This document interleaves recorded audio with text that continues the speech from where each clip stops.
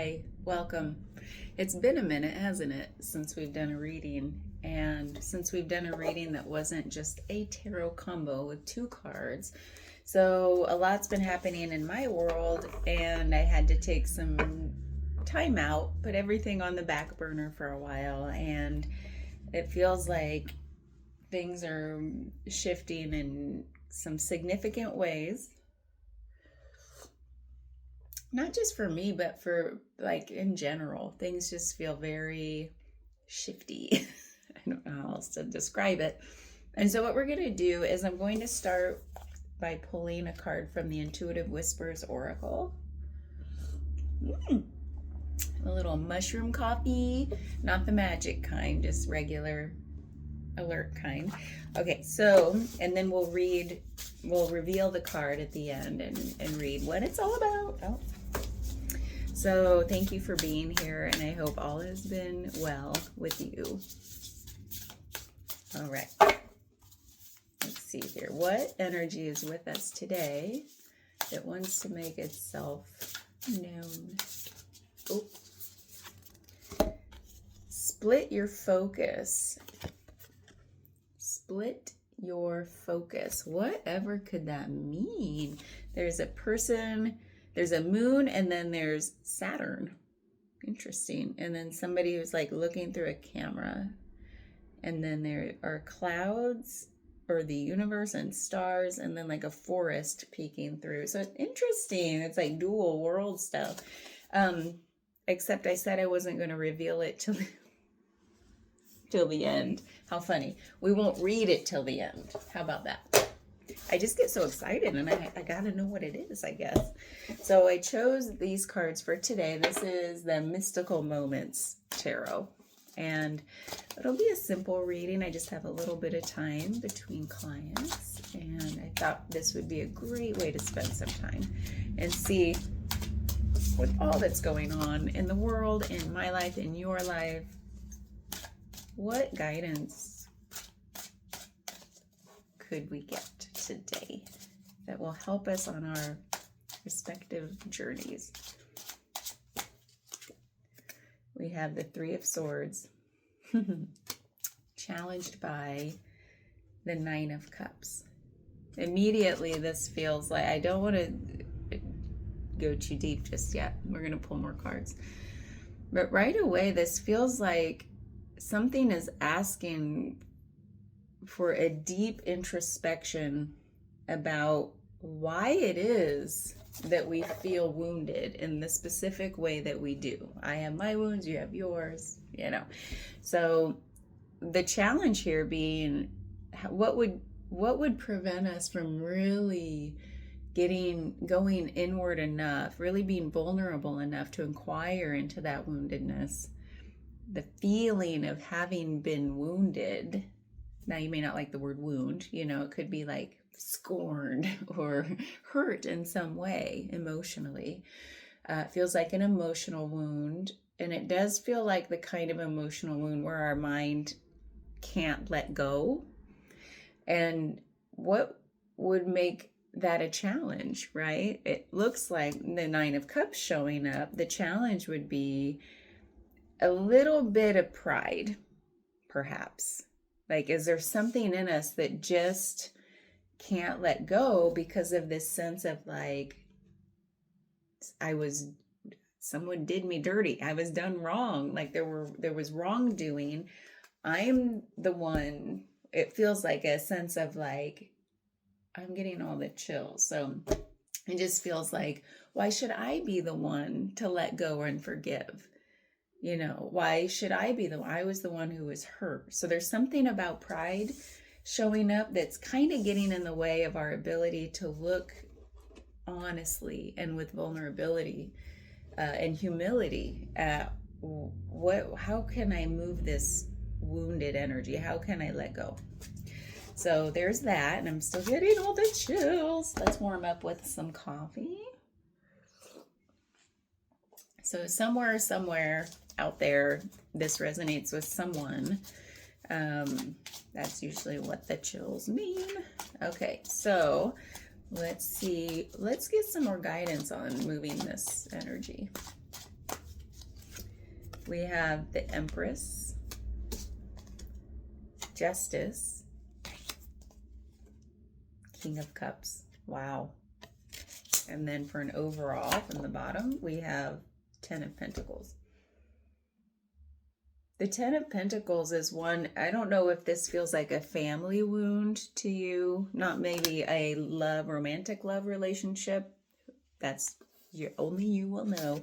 But something in here feels like if it's not a family wound, then it's maybe the expectation of this is where that, like without the wound, I could have had everything that I ever wanted in this life. Like I would be so happy if not for this one big thing that I just can't get over or let go. So there's that kind of vibe going on here. And then we have the Empress, Justice, and King of Cups. So Justice right here in the center is like standing firm in our truth. And maybe that's that pride feeling that came in, was like, wait a minute, this is my truth. I want to honor it. These are my boundaries. Like, I'm not budging. I shouldn't have to. So it kind of feels like that. And it's not necessarily a bad thing, right? To stand in our truth, to feel the power of our truth, to speak our truth. And that's why the Justice is showing up here. All of these are like pretty admirable attributes, because sometimes it takes us a while to get to that point in our life where we're like, gosh, dang it, I'm not abandoning myself for others.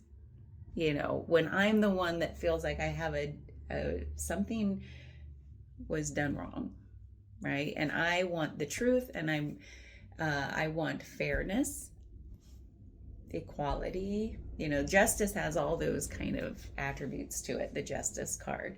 Fairness, balance, equality, truth telling, truth speaking. So that energy is here with us.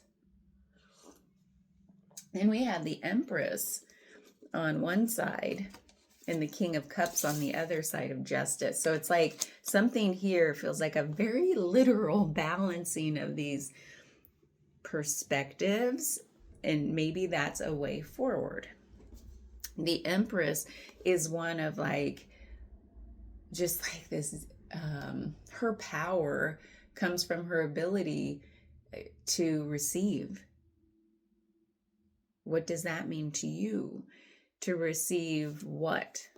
Now, with that pride energy, and there's this like, first of all, let's go to the King of Cups first. So the Empress, her power is her ability to receive. And what I mean by that is it's hard to describe this energy of the Empress sometimes. Hold on.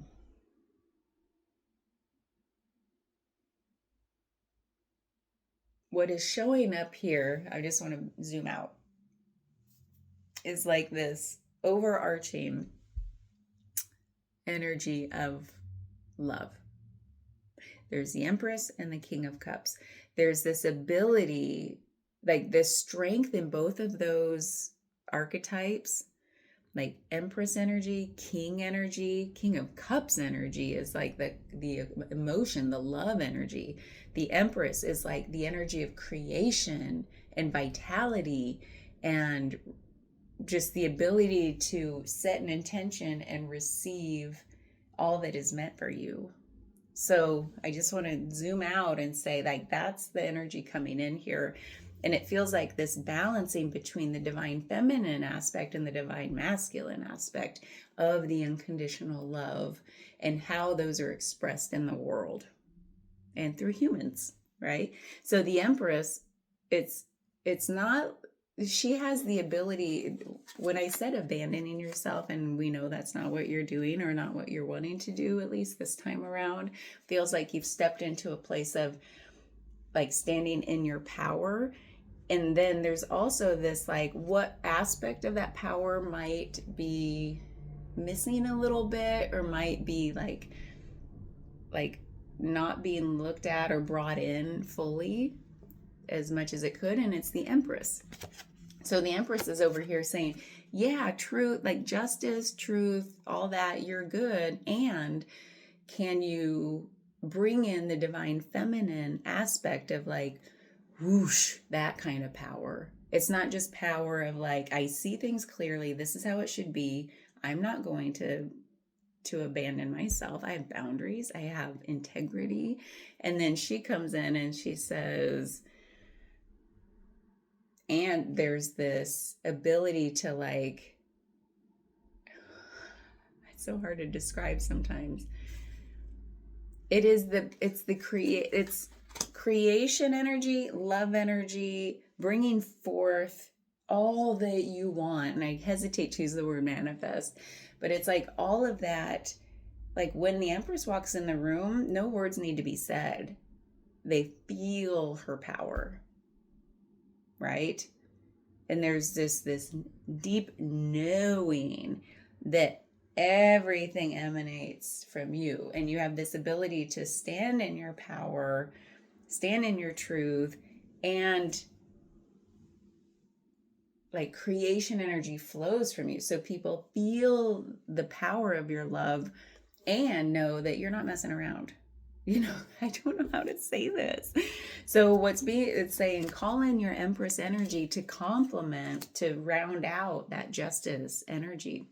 And maybe a little bit of that defiant sort of pride energy will be tempered to a proper level. Does that make sense? When I say proper, it means like the most useful, conducive, complementary way that it can be. So it's not the dominant force that tends to repel what's meant for you. Meaning, if you want this woundedness, if you want to release it, let it go. The Empress is the one that's the complementary energy to come in and say, all things can coexist in the world of creation, right? And divine unconditional love, all things can coexist. So it's not necessarily only a getting rid of the wound, because what you resist persists, but it's like bringing it into the fold. I mean, look at how these are jumping out to me, the flowers and the folds within the flowers and these arrows going into the fold.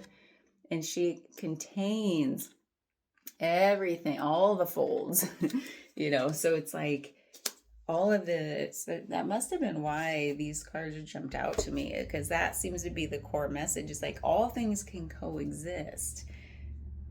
And so like bring in the Empress energy. Now the Divine Masculine can also be embodied here, because this has the ability to stay, how like some people, I hesitate to say this too, like in modern days, the feminine gets shamed for being emotional, right?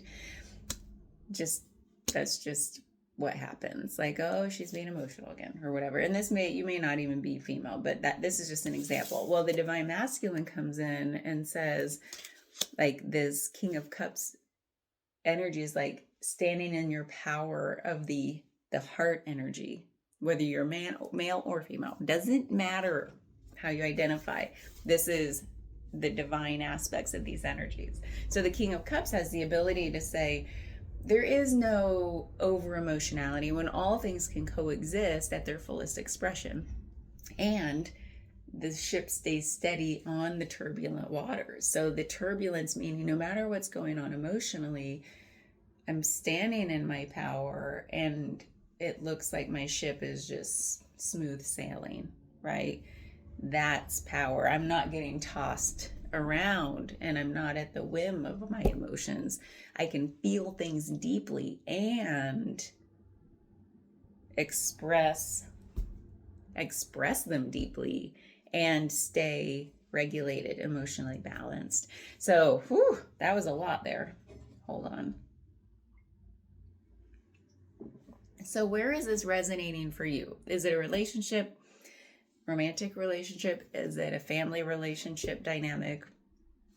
Where do you resonate with I feel like I've been done wrong, or I feel like I'm in the right and no one else is seeing this clearly. I have the right way to see things. Like Justice has this like sort of truth, like I hold the truth. Is that true though, in your direct experience? could other people have their versions of the truth, and why aren't those as equally valid? All things can coexist here. Your truth can coexist, their truth can coexist. I don't know why that wanted to be said, but I'm getting all the chills. So if that feels like a hard thing to hear, let's see what's next that'll help us maybe hear that a little more gently.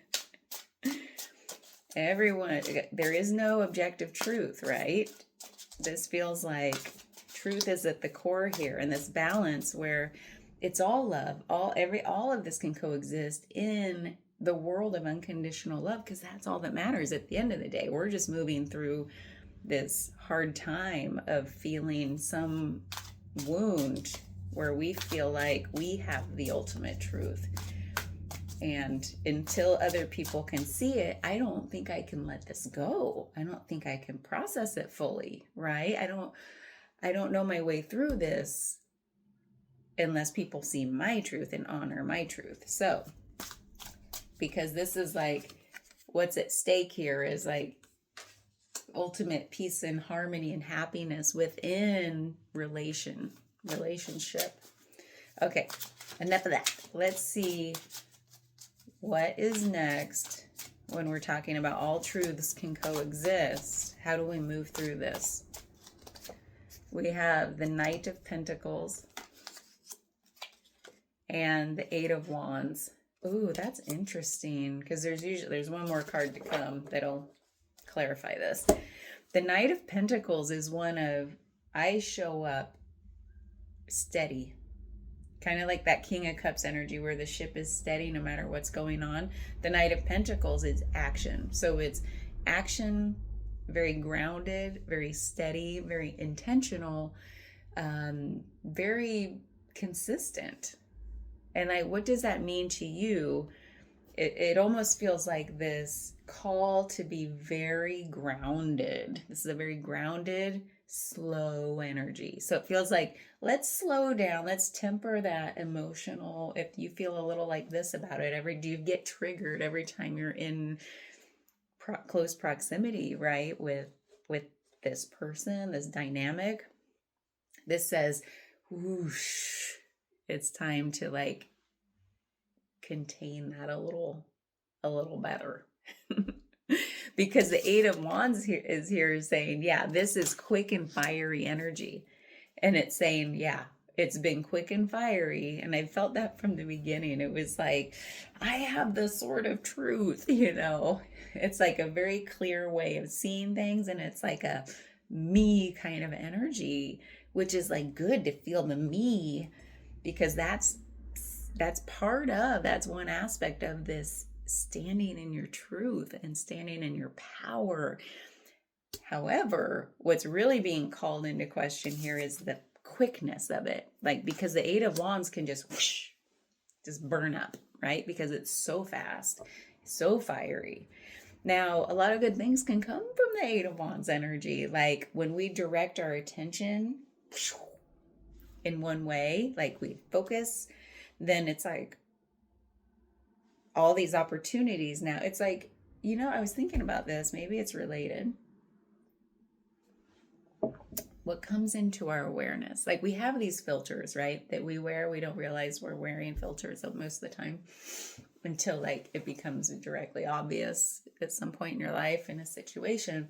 And it's like, and then you start noticing things. And sometimes it feels like those synchronicities are the signs from the universe sometimes, right? Those are heightened, it feels like, at different times. To me, I feel like it's at some point, a filter got loosened, that those things were always there. They've always been there, but we filter things out of our direct experience. I don't know why I'm saying this, but with that Eight of Wands, it makes me feel like, oh, and these umbrellas just jumped out to me, like clouding, like obscuring the view of like what's really around us. All I can see is the underside of my umbrella. So that's kind of funny. And like this Knight of Cups, like, look, that horse is camouflaged. I didn't realize that either. So maybe this is relevant. Usually things tend to be. But this, like, what is what filter are you wearing right now? Maybe that's the question. In this particular situation, maybe the inquiry is, remember we started with like the inquiry for this Three of Swords, like the woundedness, like how do we get at this? How do we step in more into that all things can coexist energy? Is how do I recognize, and this is so hard, how do I recognize first that I have a filter on, and second, like what's the nature of that filter? What is it doing? What is it obscuring? What could be a greater truth or other truths beyond the filter that aren't being let into my awareness? Because the filter is doing something for me right now. What is your particular filter in this particular scenario in your life doing for you? Because they usually have a benefit, a perceived benefit, right? That the reason I'm wearing these glasses is because it helps me see for like far away, right? So if you pretend like you're wearing a filter in the situation that says, I have the truth, I'm the one who got wounded in this, I shouldn't have to apologize, like whatever the scenario is for you, what is that particular filter doing for you? Perceived benefit may not be ultimate truth, but what is the perceived benefit of that? It might be that like there's something here that feels like finally I have arrived in my power, and I'm no longer abandoning myself for anyone else. Like those days are done, right? So this filter has sort of like an empowerment vibe, and that feels really good, doesn't it? If that's you, then maybe that resonates. So that could be a benefit, just as an example. But that's the inquiry. First of all, can I perceive what this filter is doing for me? This feeling that is not letting me let go of the woundedness. There's a filter that says, hold on to it right now, at least for now, because ... There's a benefit here. If you let go, you could flip the question around. If I let go, what would be the perceived pitfall of that? The destruction, the disruption, what could collapse under the weight of letting that go? You know, like ask yourself in those ways. It could be flipping that question around. So there's either a perceived benefit or a perceived risk or downfall. So, and it might have to do with like, man, my view has been sort of like limited, like zoned in a little too much. Maybe I need to widen the aperture or take the glasses off and say, what else is out there? Okay, enough of that. It just felt like we wanted to dig into that a bit and say like, what is the nature of this inquiry? What is getting in our way and why? Okay, let's get one final card. And we have the Moon. Oh, you guys. Why? How do we end on the Moon? That is like the biggest ... ever. Hold on. The reason it feels especially, the thing that came in immediately when I pulled this card was that whatever this filtering is that we just talked about, it's in place for a very good reason, an old reason. It probably goes back to your deep conditioning, maybe some trauma, maybe something. There was a good reason it came in, probably out of a lot of things come in out of self-preservation and protection. So that's what I mean by good. There's a good reason why your filter is there. It's doing something for you. The Moon says, hell yeah, it is. Because the Moon is about exploring, shining a light into those areas, the deepest, darkest, obscured places. The place, it's like the subconscious that is the thing that created the filters out of protection and self-preservation. Like It's the thing that says, hey, you got to put some filters on because it's benefiting you, because some stuff happened, or we grew up in an environment where this conditioning was here. So in order to exist out in the world in a very functional way, make sense of the world, make sure it's safe, blah, blah, blah, blah, blah. Filters, right? Patterns, behaviors, whatever.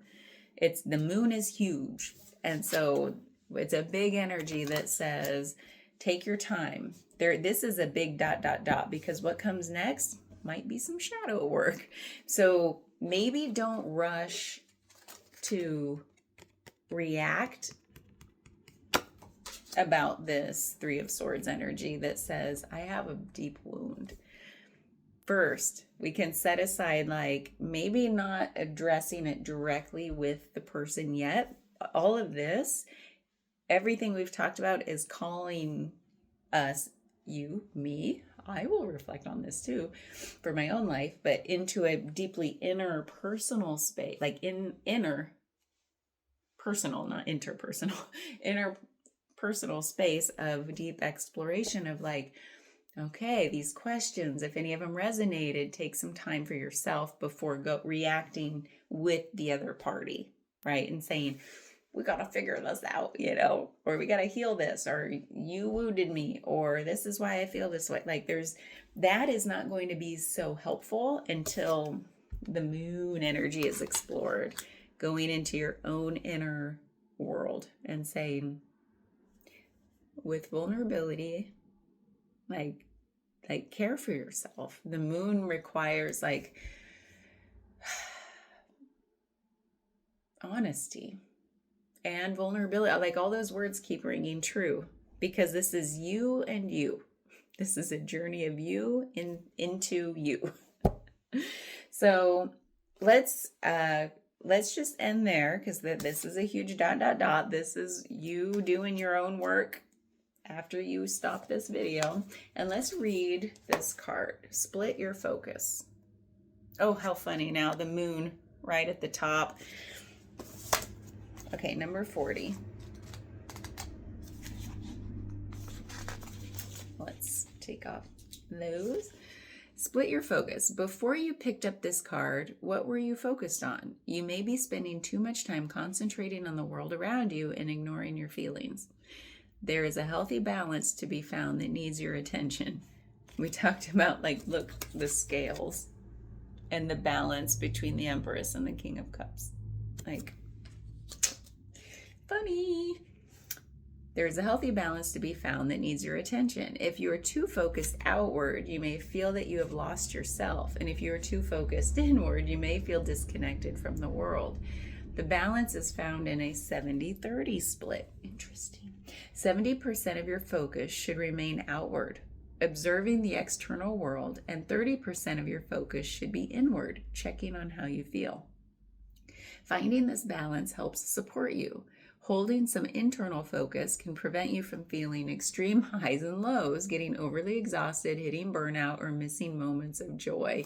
I just have to say, this whole highs and lows, that's what I was talking about with the King of Cups. This whole his ship goes steady over the highs and lows. So it looks like you, and with this Eight of Wands energy, what we talked about here is that same energy of, you got to watch out. It's fast and fiery.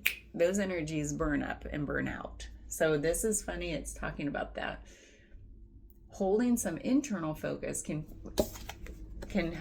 prevent you from feeling extreme highs and lows, getting overly exhausted, hitting burnout, or missing moments of joy. That's one thing we didn't really tap into with this.